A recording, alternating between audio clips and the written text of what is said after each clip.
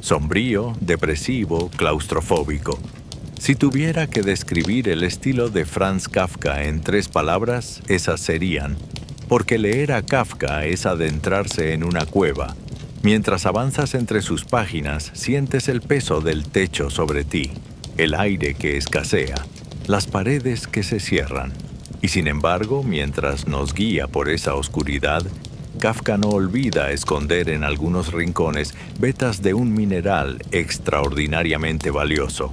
Franz Kafka nace en 1883 en Praga.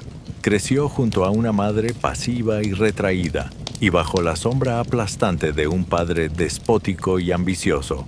Su padre, pese a haber venido del mundo obrero, logró labrarse una posición como hombre de negocios gracias a su carácter emprendedor.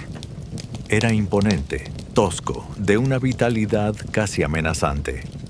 Kafka, en cambio, llegó al mundo delgado y frágil, sin nada de esa robustez paterna.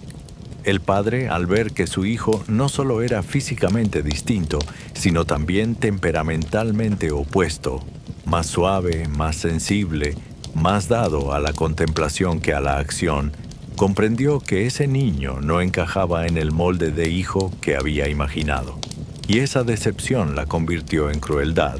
Las humillaciones, los comentarios hirientes, el desprecio constante.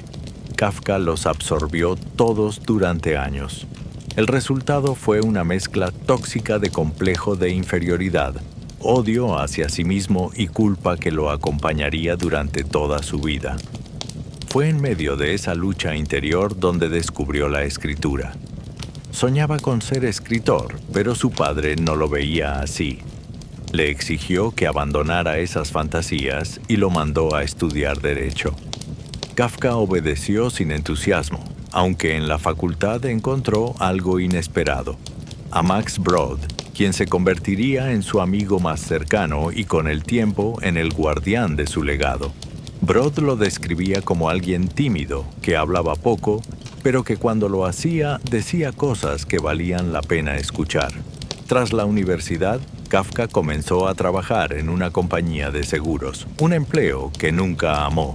Las jornadas eran largas, el sueldo escaso y la rutina lo agotaba. Seguía escribiendo, pero no creía en lo que producía. Solo ante la insistencia de Max Brod se decidió a publicar algunos textos. El resultado fue decepcionante. Las obras no tuvieron el eco esperado. Aquel fracaso no hizo más que alimentar la inseguridad que ya lo corroía por dentro. Kafka nunca estuvo satisfecho con su propio trabajo. Lo consideraba indigno, insuficiente. Es difícil no ver en eso la huella de un padre que jamás lo consideró suficiente. Llegó un momento en que ya no pudo seguir cargando ese peso en silencio. A los 36 años decidió escribirle una carta a su padre. En ella volcaría todo: el dolor acumulado, los traumas de la infancia, las heridas que nunca habían cerrado. Sería, en cierto modo, una confesión forzada, una oportunidad para que el padre reconociera lo que había hecho. Kafka terminó esa carta. Tenía 47 páginas, pero no tuvo el valor de entregársela directamente, así que se la dio a su madre para que hiciera de intermediaria. Ella nunca se la entregó. Como Kafka, también le temía a ese hombre. Sabía perfectamente cómo podía reaccionar. La carta jamás llegó a su destino. La herida entre padre e hijo quedó abierta, sin cicatrizar, sin resolución.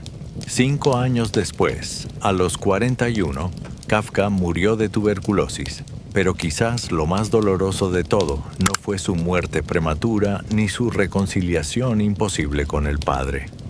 Lo más cruel fue que un genio de esa talla se fue de este mundo creyendo que era un escritor fracasado y sin talento.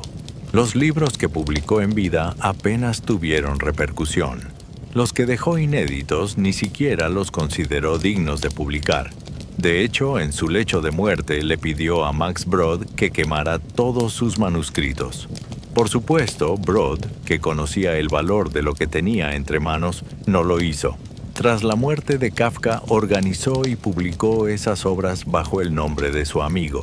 Y gracias a ese hombre que creyó en Kafka, quizás más de lo que el propio Kafka creyó en sí mismo, Franz Kafka terminó ocupando un lugar entre los escritores más influyentes del siglo XX.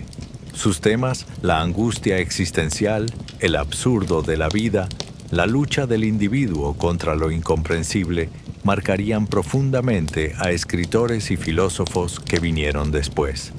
Y como tantos artistas extraordinarios, su verdadero valor solo fue reconocido cuando ya no estaba. En el proceso, Kafka narra la historia de alguien destruido por un sistema judicial que no entiende. Joseph K. es arrestado un día sin previo aviso. Nadie le dice de qué se le acusa. Es citado ante un tribunal cuya ubicación exacta nadie le aclara. Atrapado en una situación absurda, Joseph intenta descubrir cuál es su supuesto crimen mientras lucha contra un sistema que no tiene lógica alguna. Al final del libro sigue sin saber de qué se le juzga y es condenado de todas formas. Por inverosímil que parezca, situaciones así existen en la realidad. Y hay algo más. La culpa irracional que Joseph siente a lo largo de toda la novela quizás no sea solo un recurso literario. Podría ser el reflejo de la culpa que Kafka mismo sintió desde niño. Aplastado por la mirada despreciativa de su padre, Joseph se enfrenta a la autoridad de un sistema judicial. Kafka se enfrentó a la autoridad de un padre. Ambos fueron tratados como culpables. Ninguno de los dos supo nunca por qué. La historia de la metamorfosis es aún más absurda. Gregor Samsa se despierta una mañana convertido en un insecto. Lo primero que piensa, antes de preguntarse cómo es posible lo que le ha ocurrido antes de intentar revertirlo, es cómo va a llegar al trabajo y qué le dirá a su jefe. Su familia, al descubrir lo sucedido, intenta ayudarlo al principio, pero pronto le toma asco y lo relega al olvido. Lo que hace poderosa esta historia es que, en el fondo, Samsa ya era un insecto antes de transformarse. Ya se sentía así, aplastado por un trabajo que odiaba, por un jefe sin compasión, por una familia que lo cargaba de responsabilidades sin considerarlo como persona. Ya había dejado de ser humano mucho antes. La metamorfosis solo hizo visible lo que ya era invisible. Y el detalle más revelador es ese, que convertido en insecto, su primer pensamiento sea el trabajo, no el horror de su situación, no la búsqueda de una salida, el trabajo. Eso dice todo sobre alguien que ya estaba desconectado de la vida mucho antes de perder su forma humana. En estas dos obras y en el resto de su producción, los personajes de Kafka se enfrentan a situaciones absurdas que escapan por completo a su control. Y sin embargo, no se rinden. Joseph pelea hasta el final contra ese sistema corrupto. Samsa, aun convertido en insecto, se aferra a la vida. Ninguno consigue lo que busca.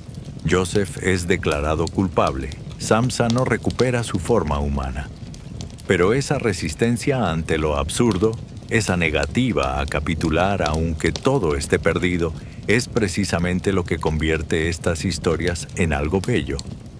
Kafka fue un artista singular, pero su destino fue trágico. Su muerte apenas mereció una línea en el periódico local, y ni siquiera después de morir fue comprendido del todo de inmediato. Los críticos literarios encontraban sus obras excesivamente sombrías, demasiado deprimentes. Su verdadera reivindicación llegó tras la Primera Guerra Mundial, la devastación que dejó el conflicto, el desencanto colectivo, la sensación de que el mundo no tenía sentido. Todo eso llevó a la gente a mirar a Kafka con otros ojos. Quienes empezaban a cuestionarse el absurdo de la existencia y la imposibilidad de controlar el destino, encontraron en él a alguien que ya había puesto palabras a eso mucho antes. Algo más llama la atención sobre Kafka. Pese a todo lo que vivió, pese a la oscuridad de su obra, nunca perdió el sentido del humor. Max Brod recuerda que ese hombre tímido y reservado tenía momentos de alegría genuina, incluso de picardía. Y ese humor se cuela también en sus textos. El absurdo que habita en ellos a veces alcanza tal nivel que, en lugar de angustiar, hace reír. Porque el humor, en esencia, se alimenta del absurdo. Pero el pensamiento que de verdad pesa cuando uno reflexiona sobre la vida de Kafka es este. Si Max Brod hubiera cumplido su palabra y hubiera quemado esos manuscritos, quizás hoy no estaríamos hablando de él. La vida es tan absurda que al mismo tiempo que le dio un padre así, también le dio un amigo así. Y uno no puede evitar preguntarse, ¿cómo es posible que un escritor con el talento de Kafka no confiara en su propia obra? ¿Y cuántos otros como él, igualmente dotados, igualmente valiosos, se habrán ido sin que nadie llegara a tiempo para decirles que valían la pena? ¿Cuántos potenciales Kafkas se han llevado consigo, sin saberlo, algo que el mundo necesitaba leer?